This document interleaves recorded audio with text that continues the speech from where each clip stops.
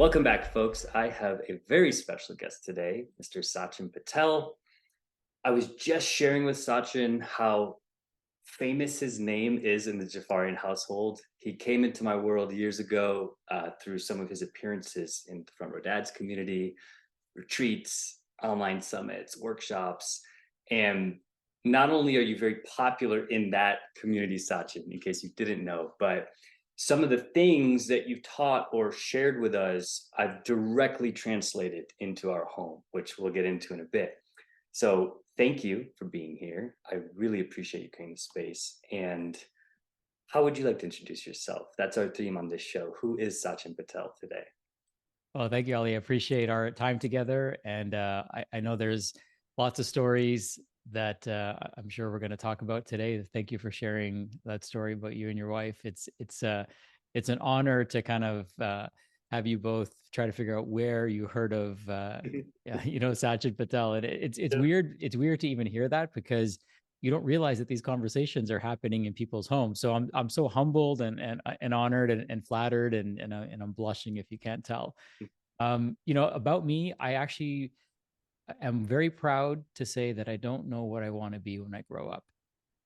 And so I would say at the moment, I can tell you who I am. I think my most important role is being a father.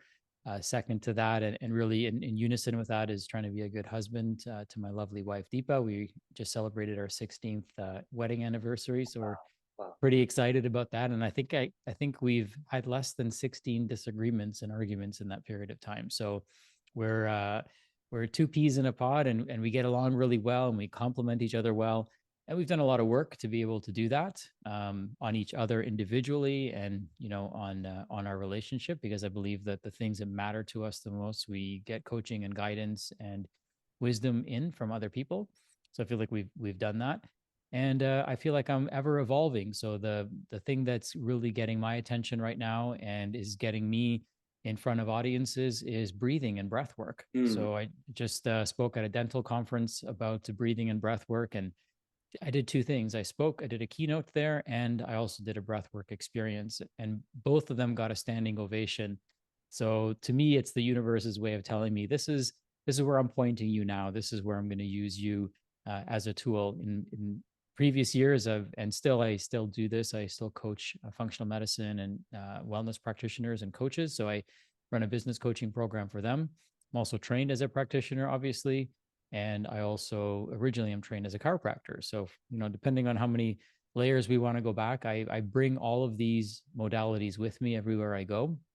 So the chiropractic is a lifestyle, not just a procedure. It's a way of life. And I've adopted that in my life and in my son's life and in our home life and the life that we lead when we're not at home. The second part about being a functional medicine practitioner, you kind of take that everywhere you go as well. And then the same thing with being a breathing expert or student, I should say, of the act of breathing correctly and breathing with awareness. You take that everywhere you go. So, what's cool about what I do is I take it everywhere I go with me. I try to apply it and bring that knowledge and wisdom to others, and especially those that value and appreciate it. So yeah, that's a bit about me. I love that answer for so many reasons. I love that you started with the humility and awareness of like, I don't really know what I would label myself or what I want to do when I grow up, because that lands so directly with similar feelings I've had, not just clarifying that to the world like I used to do, but being okay and just being cool. I don't really know. I'm creating these things, I'm putting them out into the world. I'm feeling more into energy than agenda and intellectual logic. So that is awesome. I also like that you started from the home first and talked about being a father, being a husband, and then moving into more of the professional world, because a lot of times it's really easy for us to go right to the professional world, because again, that's what it's I was just thinking about this earlier on a walk this morning, Sachin. It's like it's easier for the world to comprehend that. That's why we do it. It's harder for them to be like, wait a second, you're a dad and a husband, and you just did this amazing experience with breath work, and then, oh, and by the way, you also built this impressive functional medicine business. Like, people don't like that as much. They want it to be easy. They want to just quickly get to like, well, what do you do for work? So Thank you for such a thoughtful intro. You hit on several things that I'd love to explore with you today.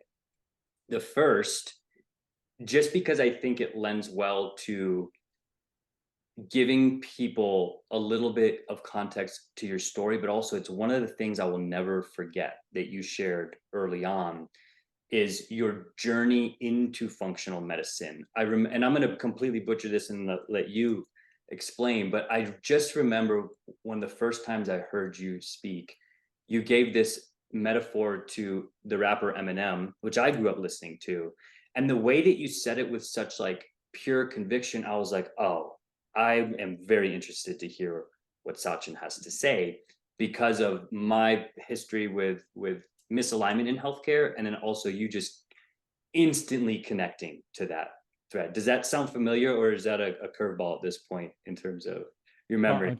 I'm trying to think of Eminem, and I'm wondering if it's the scene from 8 Mile where he's rapping against Clarence. Is that the scene that you're talking about? That's definitely one of them, and I think where the other thing I was trying to project through you from what I remember is I just remember you being like, look, I did my work. I was deep into the medical world, and then I realized this was not the path I wanted to be on. So like Eminem, I just started speaking my truth and said, fuck Hmm. this. I got to go a different way if I want to help people. Does that land or no?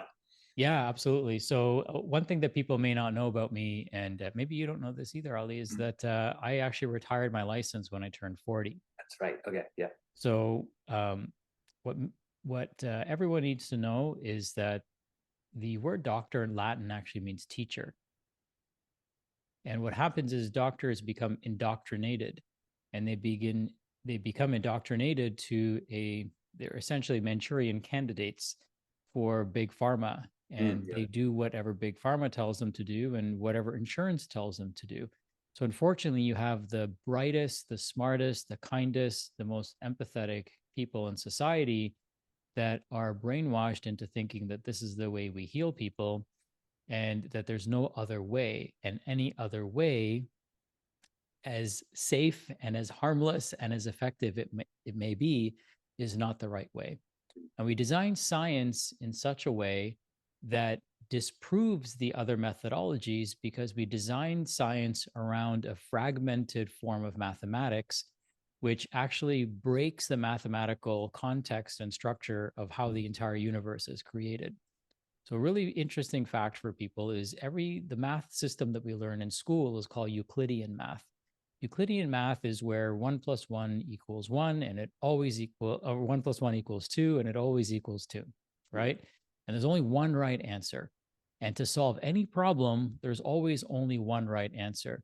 And when you start thinking about that and you start applying that metaphorically to the rest of the world, this is what causes wars. This is Mm, what causes one person being better than another person. This is what right. causes me saying that the only way to fix this problem is this one way. And this actually violates how nature works. Nature actually works on a fractal mathematic pattern. And so, without getting too lost in the weeds, in a fractal system, there are actually infinite solutions to any problem.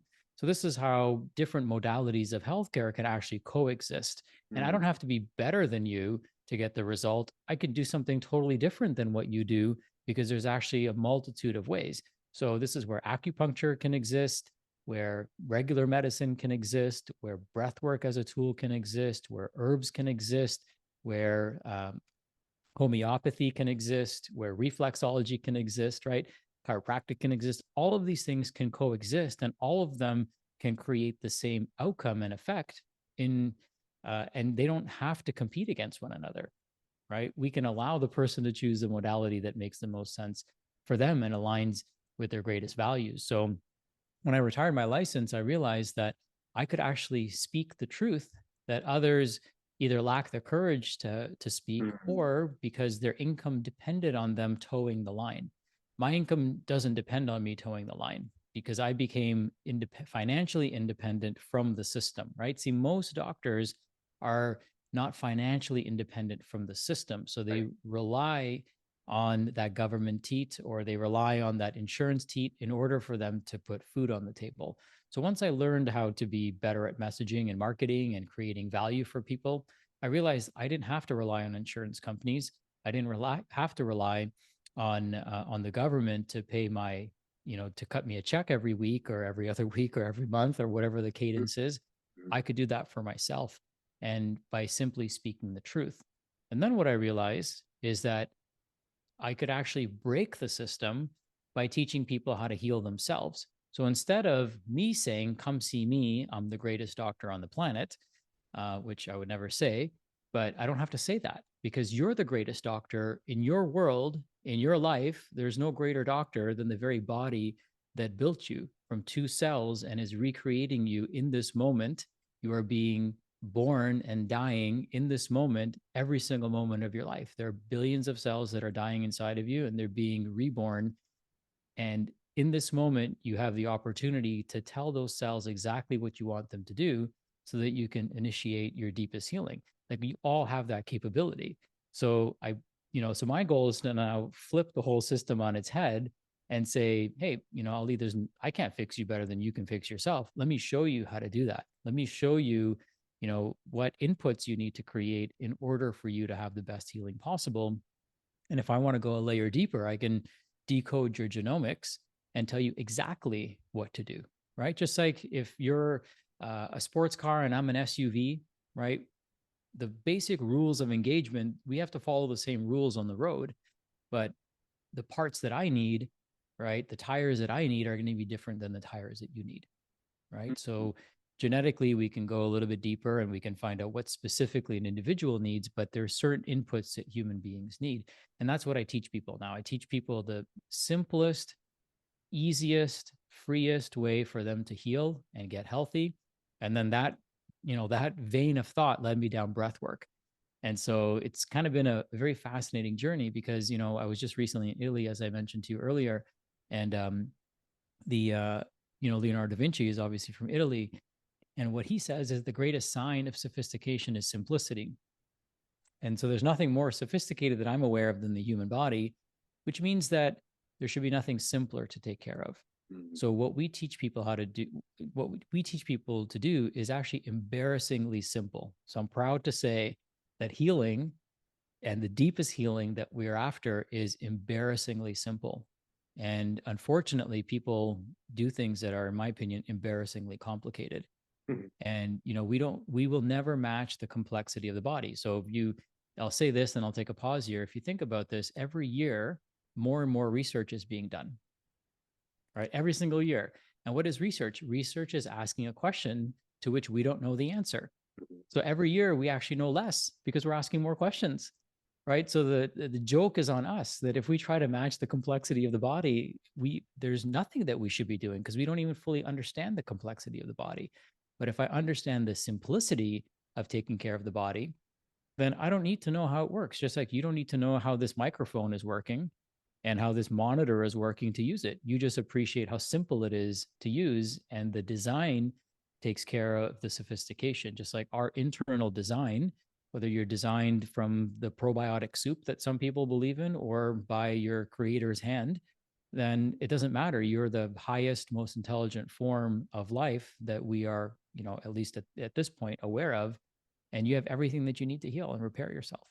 Mm, dude, totally. Like, and I'm living proof of your Living Proof Institute in the sense that I've been listening. And then again, my wife and I had the fun argument of like, well, hey, who found Sachin first, right? Because your name comes up. I've been listening and practicing what you've been sharing to the point where I don't actually need to be with you, yet you're making a profound impact in my household, in my family's lives, in the lives that I touch. I'm going to actually list a few things off just to give the audience an example. Like, as we speak, I'm hungry. It's because I started fasting after I heard ways that you suggested fasting. I normally eat between 11 and 7. So I'm naturally hungry. After this, I'm going to go eat something and it's going to fuel my digestive system. I learned from you how to allow my digestive system to have a break. So I eat slowly and I eat in containers and I try not to snack. I also put mushrooms in my coffee in the mornings, almost every morning. So that's perhaps where maybe I cheat the fast, but I have mushroom coffee. and I mix it up. So I have chaga, lion's manes, reishi. I like to get a variety, and I don't do it with like a science where I know exactly what it's doing, but I feel better. And I remember as you were sharing some of the biological traits of mushrooms, I was just blown away. I was like, well, of course I want to put that through my system and be with that energy, you know? The other thing is light. So I love to brag or at least share the concepts that you've talked about with light and how we get different lights at different parts of the day. And it's just made it so obvious, so obviously simple, back to your word, to explain that to people and be like, look, this is how our ancestors evolved. Like there's blue light during the day, then the white light, and then we set with the red light, the fires. So not only has that touched us and been a part of how a family and I move through our day, but I very much tried to align my sleep with circadian rhythm. So again, just I'm grateful for your mission to empower people like me to do the things in a simple way, because not only can I do it, but then back to your point, it's so simple to explain to people. Yeah, I mean, everything you're saying is giving me goosebumps. So my Mhm. body's just like buzzing because, uh, and I didn't know this even before our conversation. So for anyone who's listening, Right, this right. is like totally like Fresh. unscripted when I'm hearing this and when I'm sharing this back to you. So that's exactly our mission. That's exactly like what you said is just filled my heart with so much joy because I want to hear more stories like that. I realized many years ago that there would never be enough of me to go around Mhm. and help people individually. And that's what I love about teaching practitioners as well is that, once you have a powerful message and everyone needs to hear it, you have to quickly realize that you'll never be able to see individuals one on one to be able to share that with them. Right. And that's why I'm so glad to have like leveraged conversations like this, where you and I can have a conversation and hundreds or thousands, maybe Mhm. even millions of people, into the future get to hear this conversation. So I love that we can impact lives, our team, our community, like yours, your family, the future generation to come. Like you're creating an advantage for your family that you would not have otherwise created. Maybe somebody else would have taught you this, but either way, we're all doing the same. We're doing the work of our creator, right? It was we're trying to create healthier individuals by teaching them how their body works. And whether it's myself or somebody else, I'm grateful that your family has this knowledge because that's how we can change the generation to come. It's not waiting until people get sick. Like, see, the thing is, like, having a 13-year-old myself, like, I don't want anyone's child to wait until they get sick and then learn how to be healthy. What if they could just be healthy from the very beginning? Right. Imagine the world that that would create, right? Imagine the humanity and the species that we would get to enjoy, right? If people are firing on all cylinders and everything's working in their body the way it's supposed to. You know, that to me is the world I want to live in. And the only way to create that world is not by waiting until people get sick and then having them do natural medicine, but it's by teaching them how to actually create health, not prevent disease. So the words that we use are also very important, right? So sometimes I'll explain to someone what I do, and they'll say, "Oh, so you're into preventive medicine," and I'll make a very clear distinction that I'm not into prevention. What I'm into is creation, right? Just like if you put into the GPS where you want to go, you put the destination you want to go to, right? And then the GPS creates the path for you to get there. You don't put in all the places you don't want to go to, and then hopefully you end up where you want to be. Mm. Right. So, why do we have a health strategy that's preventative? Like, how many different diseases are you going to try to prevent? There's 10,000 of them, right? In the in the PDR, the physician's desk reference. So, there's no shortage of things that you can try to avoid. But if you focus on health creation, there's only one thing for you to focus on, and the beauty of that is, and the paradox of that is, healthy people don't have these problems. And if they do encounter these problems, then everything that they're going to do works better, faster, and more affordably. So you're a perfect living model and example and living proof, as you said, Mm. of exactly what we want the world to look like. We don't need more hospitals. We don't need more doctors. We don't need more Sachins.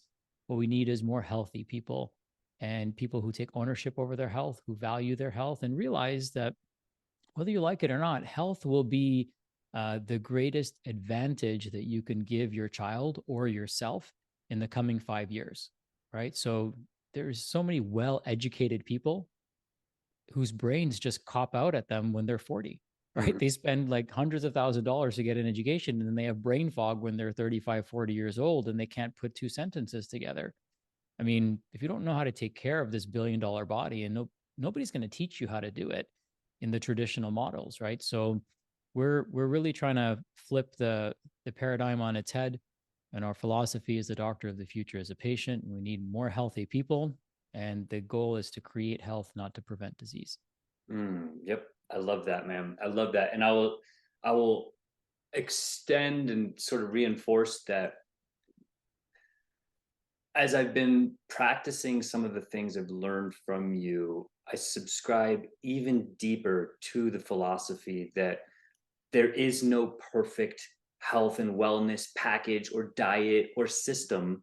It defeats the whole purpose. Like you're saying, it's like I have to find my way. And it's the way has been with experimentation. The way has been like, how does my body respond when I do these things? Mm-hmm. Or what am I adding or removing? I love that part of the functional medicine approach you take is to like I remember you like, tell me about your life. Like, forget about all these medications. Like, what are you doing? How much are you walking? What are you consuming? Are you sleeping? Because it's so easy to skip that stuff and go right to, well, for 3 years I've had this pain and the doctor gave me this thing. And it's like, okay, great. So what questions did they ask before going there? What was experimented? What was so that's just ingrained in me now. That part I appreciate her. I attribute that to you in some way, even though these are my choices. And I know that when people come out of when they come with different ideals around, like, oh, you got to do this diet, I'm like, maybe, like, sure, you could try it and see how your body responds. But I've very much let go of absolutes in health and wellness, at least for myself. Is like, I Mm-hmm. don't, because there's so many people, bright humans, that are saying counteractive things. This is great for you. This causes cancer. You should do more of this. You should never do this. And I think it all comes back to that's complicating things. It's a lot more simple. It could just be lean in, go into things that you kind of trust and then experiment and figure out what works, what doesn't. Um, I want to get into the breath work though, because you've mentioned that. It sounds like that's in focus for you. I've had some really interesting experience with breath work. It's also a place where I'm seeking deeper mentorship and learning the art of being able to hold breath work space with other people, with my family, because I've only done it as a participant several times, and it's been extraordinary. It's been extraordinary for helping me tap into deeper emotions, for me to get into like altered states. And it's just blows my mind because, again, it's simple, it's free, we can access it whenever we want. So speak a little bit to that. Where are you at with breathwork? Like, what's interesting and fascinating to you in that world right now? Yeah, absolutely. So one of the things that I wish I had learned is, and even taken it seriously, is about breathing. Mm. I think at some point in our lives, we all hear, cliches like take a deep breath, right? However, it's almost like so simple, and that's the thing, right? It's so simple that maybe that is the actual answer.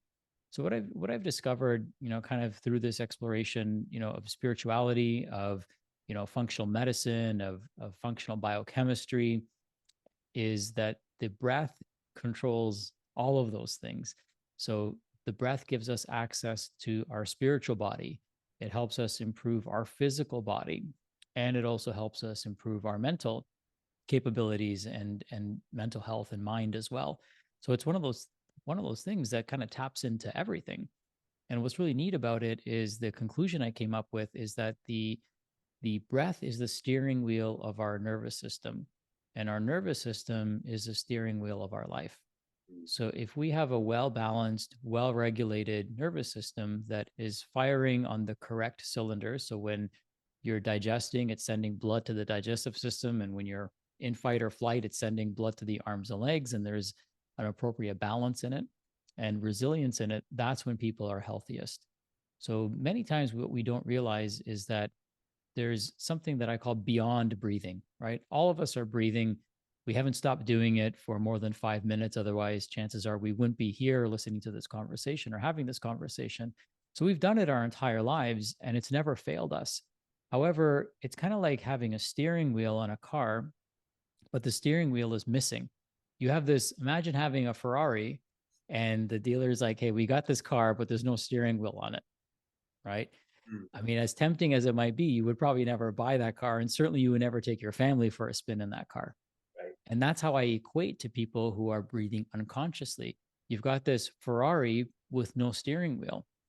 And what that means is that there's all this potential. Imagine living this long and not knowing that you had this capability and now being able to tap into it to regulate your hormones, to regulate stem cells, to increase cancer fighting properties, to actually, improve our facial structure, to improve our sleep, to improve our sexual health, to regulate our body temperature, to improve our immune system. I mean, all of these things correlate back to how we breathe. And in fact, we kind of know this already. So, what's really interesting about breathing is that we can have an emotion and our breath changes. Okay. So, if somebody's really upset, they start crying. Crying is a form of breath work. If somebody is feeling air hunger, they yawn, right? If you say something funny, right? Somebody creates the emotion in their body and then they start laughing. Laughing is a form of breath work. Okay. If somebody feels a sense of relief, they produce the sense of relief and they sigh. Sighing is a form of breath work. Okay. So there's breathing signatures that we have that that are created in response to the emotion being generated in our body. So the breath actually assists in creating the feelings and creating the physiology. Well, here's what's interesting. It actually works as a two-way street, which means that I can actually lean into a certain breathing style to create the emotion. Mm, So I can sigh intentionally and deeply, and I can create the emotion of relief because emotions are just chemistry. So I can create that chemistry and physiology and breathing signature in my body, even if I don't have that emotion. So you could put somebody, and you even see this happening where somebody just starts laughing, right? You don't even know why the person's laughing, but they're giving off such a strong breathing signature that you start laughing, right, right. right? When somebody starts crying, other people start crying, right? Because they're giving off that breathing signature and it's powerful. It has like a resonant effect in the people around them. So, how we breathe is something that is in response to or can be used to create a certain feeling in our body. And once I learned that, I was like, oh my God, like I can decide how I want to feel at any given moment if I can identify what these breathing signatures are. So we teach people, exactly how to tap into those things. And that's a fascinating thing. You can use breath to regulate your body temperature. You can use breath to balance the hemispheres in your brain and balance the brain so you're not just left brain dominant or right brain dominant, but your brain is balanced so you can do, better creative work and create better, focus for yourself. So there's all these things that I picked up along the way. And in addition to that, not only does it affect those things, but how we breathe also affects our facial structure. And so teaching people how to breathe correctly changes the shape of their face. When I work with families, I save them tens of thousands of dollars in dental bills by teaching their children how to breathe. The number one cause of cavities is actually mouth breathing. Believe it or not, it's not sugary foods. I mean, sugary foods don't help. But if your children or adults are breathing through their mouth, it's going to cause cavities. It's also one of the things that it causes attention deficit disorders. So disordered nighttime breathing is actually a common culprit in, kids who have ADD and ADHD. So focus, right? And the same thing applies to the adults, right? Adults may not get the diagnosis because they don't have to sit still in a classroom, Mm, but how they breathe also impacts them. How we breathe at night impacts our health, right? So snoring is a form of dysfunctional breathing, and that can elevate inflammatory markers in our body. It can accelerate the progression of Alzheimer's. Snoring is the number 3 cause of divorce. When people snore at night, they actually increase their blood sugar. So they're breathing in a fight or flight manner, which means now their body stays in fight or flight. So their steering wheel is steering towards stress instead of steering towards relaxation and repair and regeneration. So all these things are tied to breathing. And it's so obvious, right, when you hear somebody say it, but it's something that very seldom actually gets discussed. That's exactly where my follow-up question what comes, Sachin, is like, why do you think this has been so overlooked? Is it just that we've been too distracted to come back to the simplest thing that again, as I continue to learn from you, like, holy cow, like some of those things are fascinating. I didn't realize breath facilitated or was involved in some of these things. So is it that we're not, I feel like we're talking about more breath work now, today. And do you think that we've just forgotten these like timeless principles? Or is some of this new where it's like, holy cow, like we're learning new things about breath? Well, I definitely think that there's a few things at play, and some of this is theory, and some of this, is kind of my speculation. I think when we think of breath, we think of an Indian man, who looks like a vagrant in a robe, Mhm. right? And so I don't think that breath has had like its Western representative, Mm, right? Somebody who makes it fun, somebody who makes it cool, somebody who explains it in a way that really lands for people and it just hits home and it makes it unforgettable. And I'm hoping I'm that person. mhm. So, I'm trying to be that. I'm trying to get on as many stages as I can because I feel like I have a way of explaining it that helps it land for not only the practitioner, but also the lay person. Indeed. And I feel like my background it really gives me that informs me to talk about the anatomy. I used to teach head and neck anatomy, so I'd have to dissect the whole head every trimester, and then teach students about the head and neck anatomy. So I've got like the background there. I'm a recovering snorer. Mm, I cured my own snoring, and I created a whole program around that. As a chiropractor, form and function are very important to us. As a father of somebody who's had a lot of dental work, and as the husband of a wife who's had a lot of dental work, and we've done a lot of discovery through this process. And I've been on retreats with James Nestor. I've interviewed him a oh, couple times. cool. So Okay. I feel like I have like the recipe to be that person to kind of bring this to the masses and share this with as many people as I can. So I speculate that part of it is that because when people hear it, they are absolutely blown away, right? And I'm just like literally just scratching the surface of the surface with what I'm sharing with you. It's remarkable how it's connected to everything. And it's like truly, truly the holy grail, right? So it's free. Yep. The results are instantaneous. Mm, You can never forget it. Okay. You'll have it the rest of your life, right? You never have to buy it. There's no renewal, there's no subscription fee, there's none of that. Okay. You can teach it to others. And it's something that is uh, is the lead domino for all your biological processes. So breath is the bridge between the sympathetic dominant state that people live in and the parasympathetic state where all their cells, organ, tissues, and systems heal simultaneously. Right. So the holy grail, like what we all want, like you wouldn't go to the doctor and say, hey, just heal this part of me. You mm, would say, can you heal every part of me at the same time? And the doctor would say, well, I'd have to give you like a ton of drugs to do that. And that would just simply poison you. Right. There's like nothing that a doctor can do to heal every single cell, tissue, organ, and system in your body. mhm. But you actually have a built in mechanism that does that. It's called your parasympathetic nervous system. And your parasympathetic nervous system essentially sends the majority of your blood flow to your trunk organs. When somebody's in fight or flight, they're sending blood away from their trunk organs to run away from something that doesn't even exist, right? Most of our stress is actually not a physical threat. It's a emotional or psychological story or threat that we keep telling ourselves that may or may not even exist, but the mind doesn't know any different, right? And that's a blessing and a curse, right? The mind, what we think shows up in our physiology. When we think positive thoughts, I mean, the positive outcome of that is that we get better physiology. And if we think negative thoughts, then it drives us into a fight or flight physiology. And fight or flight takes the blood away from our trunk organs into our arms and legs.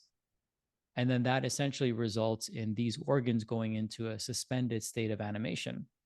Think of it this way: when you're in fight or flight, there's an 80% decrease of blood flow to your digestive system. Mhm. When you're in fight or flight, 90% of the blood flow that's going to your liver and kidneys now goes to your arms and legs. So all the healing mechanisms of, detoxification, of elimination, of digestion, of assimilation, right? All of those functions become dysfunctional because they're not getting the nutrients, they're not getting the blood that they need to function optimally. So when we work with people, we work on pairing their breath with the activity, right? So if you're running away from a lion, it makes sense to breathe like, right? But if you're sitting at your table, obviously that's not a good way to breathe. You would want to breathe the opposite way, with your mouth closed, tongue at the roof of the mouth, breathing in through the nose, nice and slow, breathing out through the nose, nice and slow, right? That creates an opposite shift in our physiology. We take about 23,000 breaths a day. So it's the thing that we do the most that we can actually consciously override. Every other process in our body, like our resting heart rate, our cell metabolism, mitochondrial metabolism, all of those things, we don't have direct regulatory control over. The breath is the thing that we can actually literally control with our mind once we have the Mhm. awareness to do that.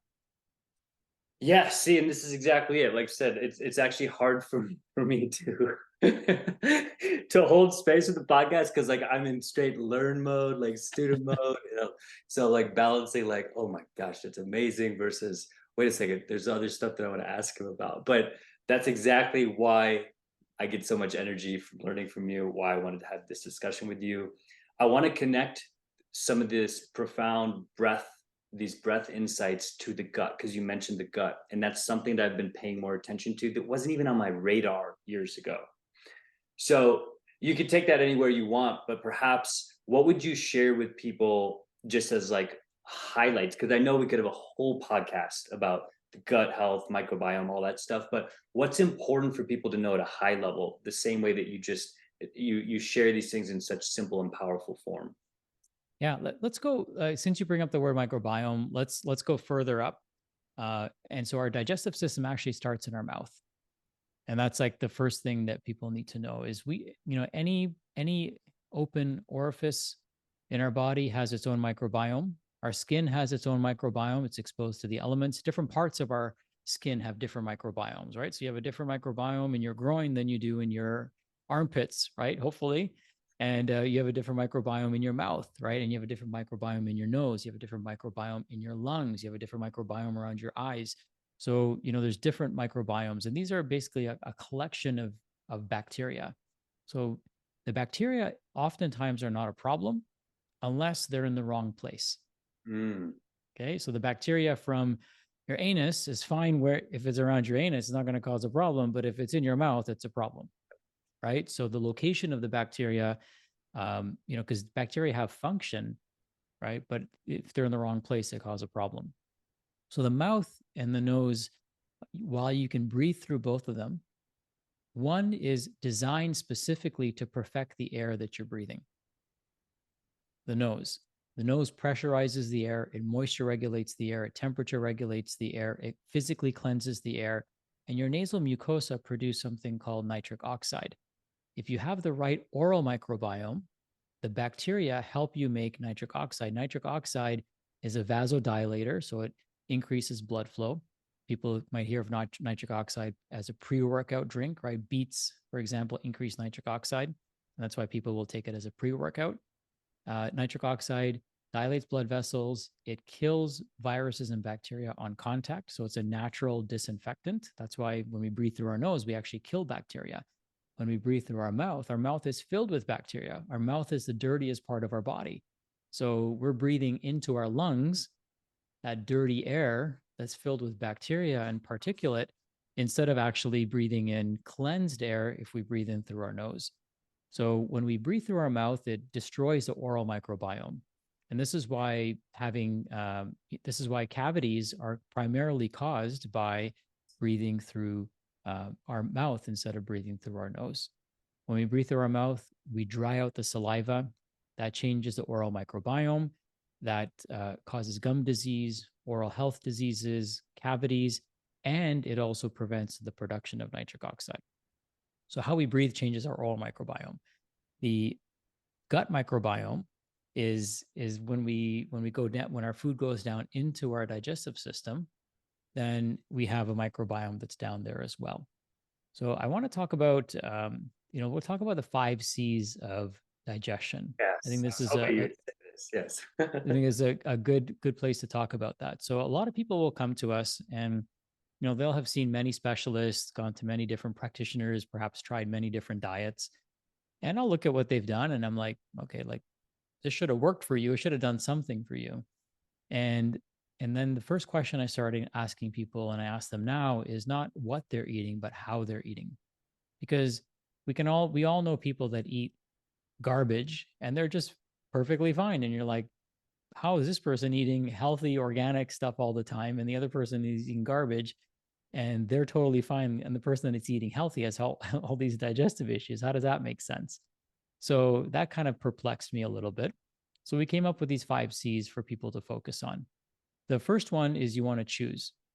So choose the right foods for your goals, right? We want to choose whole, healthy foods that are, not inflammatory, that are as close to their whole food source as they possibly can be, foods that we can recognize when we look at them unprocessed, whether that's plant-based or whether that's non-plant-based. I leave that up to you. I'm vegetarian, but I don't project that belief system onto anyone else. I believe that I'm on my own spiritual journey. You're on your own spiritual journey, and mine doesn't include animal protein. So um, everyone's journey is a little bit different. Okay. So we choose the foods that align with our values. We choose the foods that align with our goals and our objectives in our health. Next, we choose a time of day to eat. So, when to eat and when not to eat. As you've indicated, fasting, right? So eating within an 8-hour window or so, fasting for a 16-hour window. Okay, so that's a great way to, keep your digestive system working for a certain period of time, but then more importantly, giving it a break, right? That system needs a break, and I don't feel like we give that enough of a break sometimes. So choosing the window of time to eat, and this doesn't even mean changing the amount of food that you eat. It simply means changing the time of day that you eat. Digestion is typically strongest midday, and then we want to try to avoid eating 2 to 3 hours before bed if we can help it. Okay, so narrow eating window is a great way to focus. Next thing is we want to choose how we feel about our food. So you should feel, grateful for that food. You should feel, grateful for the love that went into that food. You should feel that that food is going to nourish your body. It's going to fuel your body, right? It's more than food, right? It's more than the ingredients. There's an energy to it. And so you want to choose how you feel about that food. We live in the first time in human history where people complain about eating healthy, right? Like, go figure, it makes no Right. sense. So choose how you feel about the food and then choose how you want to feel after you have that meal, right? Sometimes we are so caught up in, that immediate gratification that we receive, that hit of dopamine that we receive from the food. But ask yourself, how will I feel after I eat this meal? Human beings actually have a neocortex, which allows us to think into the future. This is what separates us from a lot of animals on the planet, is that we can think into the future. So use that part of your brain and decide how you want to feel after you eat this meal. And if it's going to make you feel good about yourself or not so good about yourself. Second thing is to chew. So you want to chew your food like your life depends on it. Okay. So there's, obviously we all are aware that the price of food has gone up significantly, right? As much as the price of food has gone up, that's how much more you should be chewing your food. Mhm. Okay. You just extract more out of it when you do that, especially plant-based food. So if you ever look at if you ever look at a piece of lettuce under a microscope, what you'll see is millions of little cells. And these cells are all covered and coated with something called cellulose. And our human digestive tract lacks the enzyme cellulase to actually break open the cell wall. which means that if you were to swallow a salad, you would poop a salad the next day. Mm, You actually lack the ability to digest through that cell wall. So chewing that food is going to be even more crucial because that's where all the nutrients are locked up. Okay. Otherwise, it's just expensive fiber that goes right through you. wow. Yep. So we want to chew our foods. Chewing our food also helps us taste our food. Tasting our food helps our brain tell our digestive organs how much fat, protein, and carbohydrates it can expect. This is why artificial flavors are very problematic because it tricks the digestive system into thinking something's coming when it's actually not coming. Mm, Okay. mm, Artificial colors are also a problem too, because the color of food communicates to our brain what type of nutrition we're receiving. Different compounds in nature, like reds and purples and oranges and yellows, represent different nutrients. So when we're looking at a bowl of Fruit Loops, right, if it has the same color as a salad, the color is the same, but the actual data that's going to be received, the information that's going to be received, there's a mismatch. So artificial colors and flavors are really a problem because it tricks our senses, which then tricks our digestive system into into creating the wrong response, right? So that's an important thing that often gets overlooked. So we want to really make sure we're chewing our food, we're tasting it better, we're producing the enzymes that are required. There's a reflex that also occurs. When we chew, we actually increase stomach acid production and we go into a more parasympathetic state. Okay, so the art of chewing actually relaxes us. Chewing also helps us produce more saliva. So if somebody's finding that they're drinking a lot of fluids with their meal, getting them to chew their food will help them moisten that food and it'll be easier for them to digest it. If we drink too much liquids with our meals, it dilutes the enzymes that our stomach is trying to make. So stomach acid is about 1 million times more acidic than your blood. So it takes a lot of energy to make stomach acid. If we consume excessive amounts of fluids, then we're diluting that enzyme.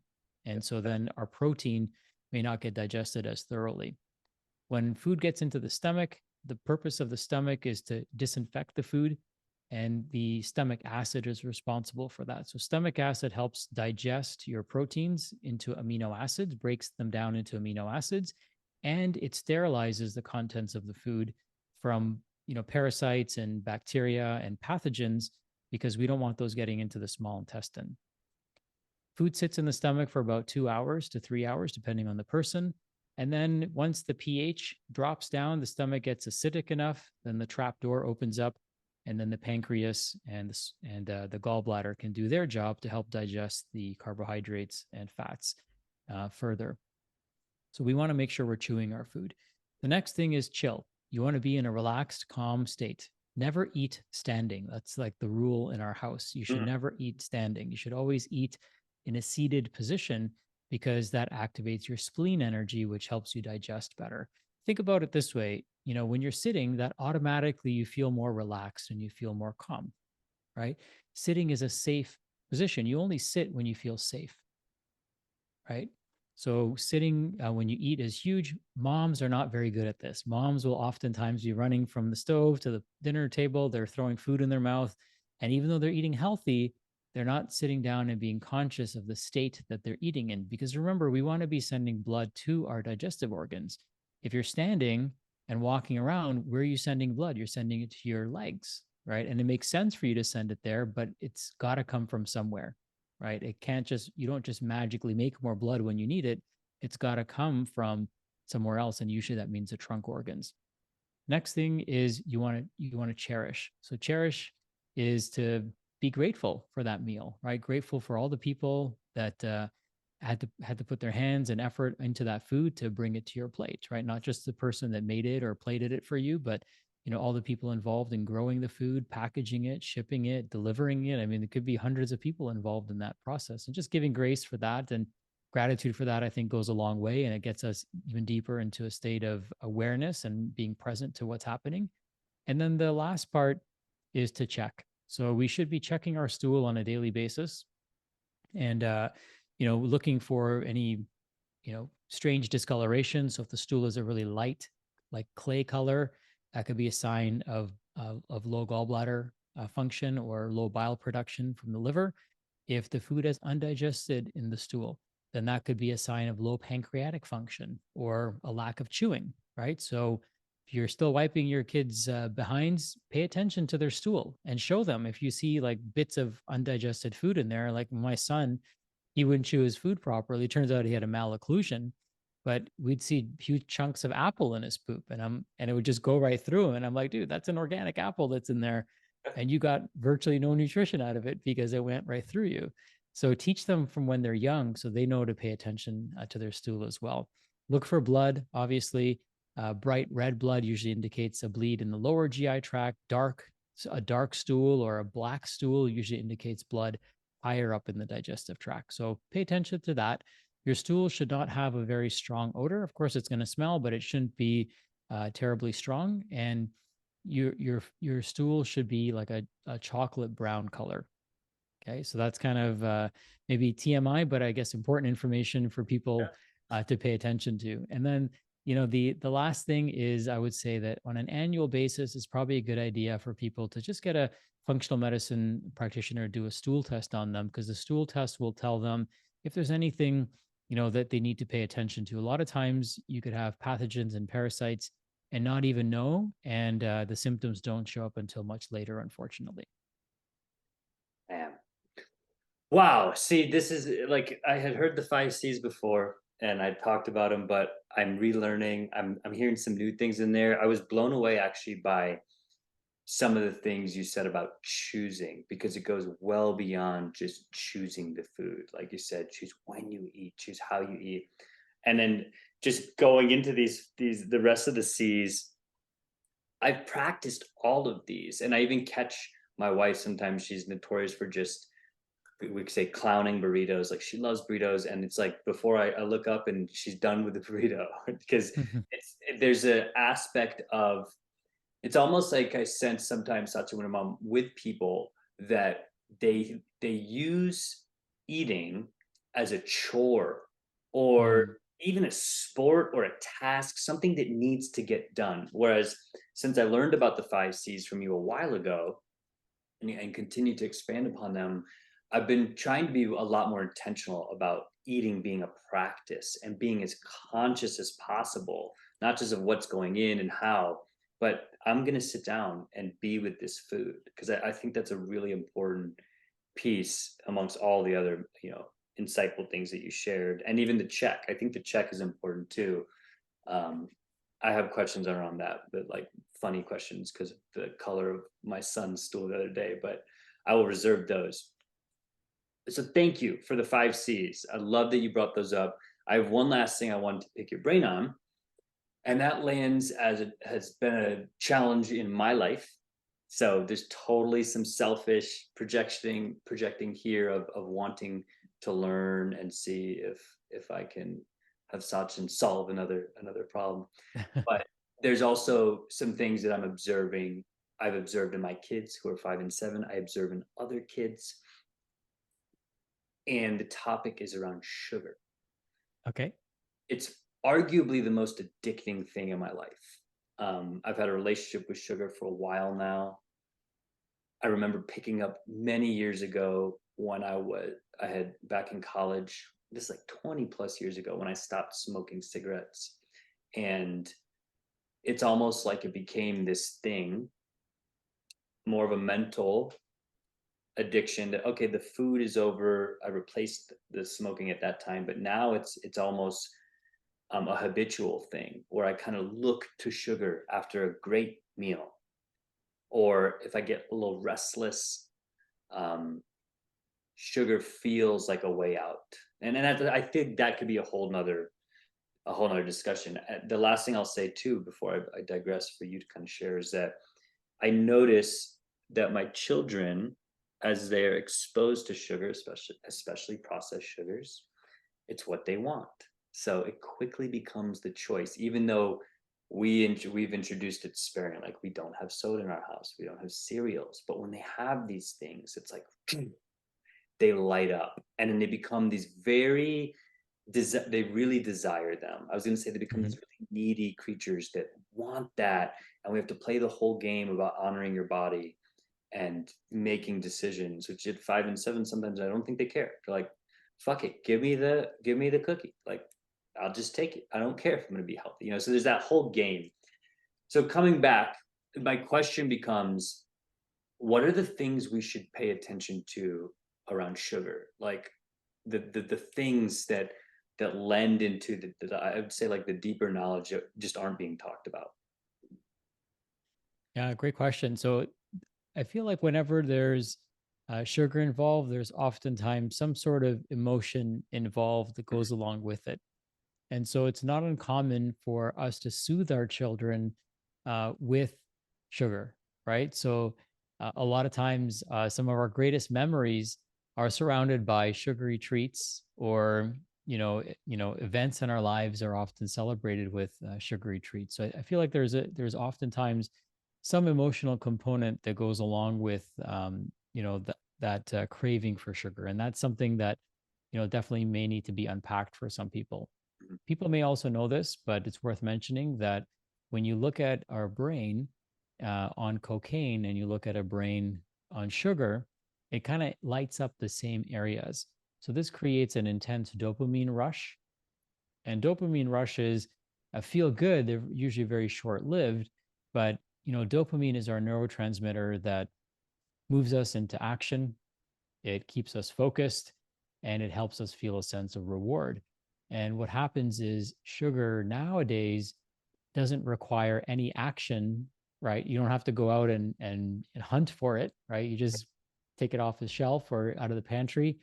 It doesn't require any focus. So there's really no goal setting or achieving that's taking place there. And we instantly move to the reward part where we get that intense pleasure that we experience. So it kind of short circuits our brain, right? That's why it's really hard for children, because they don't have a very developed prefrontal cortex, and I would say some adults don't have a very developed prefrontal cortex. So it really starts with education, right? So it starts with us role modeling this to our children. It starts with us, not bringing these things into the house in the first place, right? So that option isn't readily available to them, and it's also about education. So I remember when my son was young, I still have this video. It's the cutest video, and he was in we were in Whole Foods, and they have like the bulk snack section, and we came across gummy bears, and I mean, like, who isn't like at least visually attracted to gummy bears? And he's like, Dad, can I have these? And I said to him, he could read at that time, and I said, well, how much sugar does it have? And he's like, 29. He's like, oh my God, 29, that's a lot. And I'm like, yeah. And I'm like, if it was like less than 5, then you could have it, no problem, right? And so then he got it, and he simply walked away from it. So I didn't have to say no to him, but I gave him kind of parameters, right? So sometimes it's hard for us to say no, but if we give conditions under which they can have it, then you're never really saying no. You're never really the bad guy, right?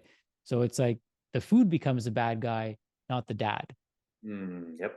right? So sometimes it's a matter of, like, in our household, it's like reframing it. I'm like, hey, if you want this, here's the conditions under which you can have it. Here's the thinking process that you want to go through to decide if this is good for you or not.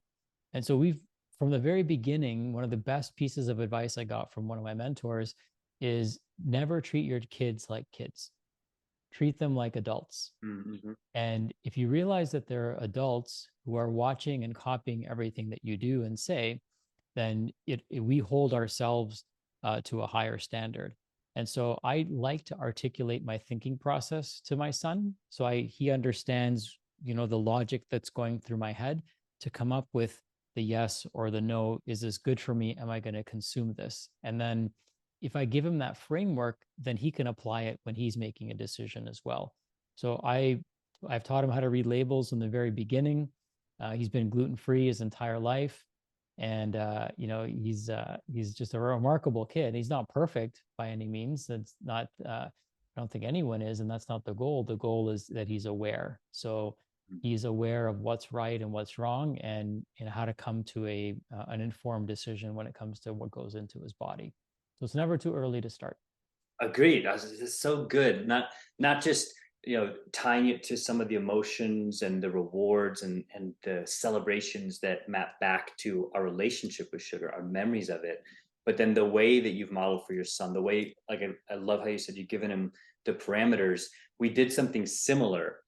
in our home where my wife and I realized the stress, the constant demands around the simplest things. Like, can I do this? Can you do this? Can I have this? And a lot of it would be like things we didn't want to say no to, like, oh, what are we going to have for dinner? Or can I do some educational iPad today? Because we don't allow that every day. And Mm. what we came up with is exactly what you described, which is we just posted on the fridge. Here's a schedule. This is what's for breakfast these mornings. This is when the days that you can have educational iPad time, etc. So it's exactly what you've done with sugar, which I'm totally going to recreate. It's just like, look, we've got a threshold. Like if there's 5 grams, 6 grams, whatever the threshold becomes, then you can choose and make your decisions and feel how your body responds. But if it's 29, then you already know that that's well in excess of the threshold. That's so beautiful. I will say too that again, it's been a powerful shift in our parenting and our energy. There is a certain stress that Gabrielle, my wife, and I have felt with saying no a lot. It weighs on us. It doesn't feel great to say no all the time. Like it's one thing if it's just really in misalignment with our values, but when it's like these little things that either we can empower our children to do or that it's just already known that that's a no and I don't want to have to say it again. I don't want to feel guilt or feelings around no, no, no. I think that's powerful. So thank you for mentioning that. Thank you for everything. I mean, like I said, I'm Of lit up course. just having this discussion with you. I generally have a few quick fun fire questions to end on. Are you game for that? I'm game. Let's go. Awesome. Okay. First one, what is your favorite food? Ooh, great question. So I'm gonna say right now my favorite food is a gnocchi soup that my wife makes, and it's absolutely delicious. So it's enoki mushrooms and this delicious miso broth that she makes with rice noodles. It's amazing. It's to live for. Sounds amazing. Wow. Okay. Beautiful. Number two, what animal would you be if not human? Oh, great question. I like whales. I think Ooh, yeah, I think I'd be a sperm whale. that's a great answer. I just started asking this question, Sachin. I used to ask people what animal they're most scared of, which has its own energy. But this one is interesting. I got a bear recently. A whale would be a really nice creature to be, and they're so intelligent. I feel like whales are one of those species we just still don't know that much about. Sperm whales are really cool. They're one of the deepest diving whales, and they have this interesting way of communicating with sonar, and they're able to communicate through thousands of miles of ocean water. So it's pretty remarkable. In fact, the vibration that they create can actually kill a human being. Wow. Yes, I knew about this sonar. I didn't know that. That is fascinating. Whales are also, my kids just love whales. We've watched a lot of documentaries learning about different whales. So very cool answer. Last question. What's one of your favorite childhood memories? I love that.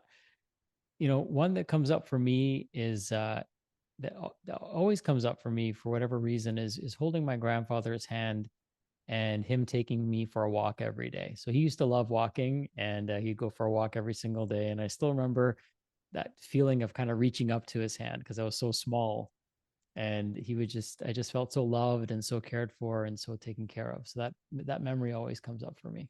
That is beautiful, man. It's a beautiful memory. It's a beautiful place to end. Thank you, my friend, for being here, for creating this space. Thank Thank you you. for impacting our home, our lives, and continuing to speak. Because I think, if nothing else, the way that you show up, the way you simplify health and wellness, and all the other things that you share is contagious in the way that I think we need contagion. We need people to talk about this. So not only do you shine this energy and light into the world, but like you said, it was part of the mission I heard earlier. It's like you're allowing us to not need some of these traditional forms of healthcare, which is powerful, man. So I appreciate you. I hope this is one of many conversations to come. And thank you, brother. Thank you. It's my honor, my pleasure, and what a privilege to spend this time with you.